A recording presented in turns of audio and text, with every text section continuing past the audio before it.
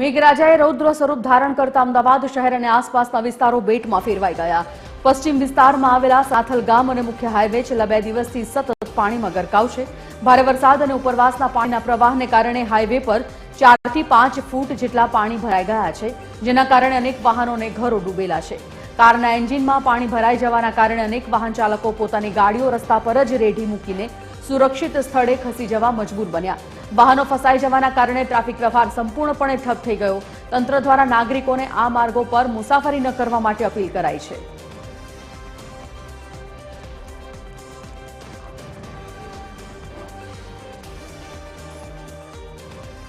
ટ્રેક્ટરથી જ કાઢે છે બધી ગાડીઓ. ટ્રેક્ટરથી કોઈ ક્રેન અંદર જઈ ના શકે.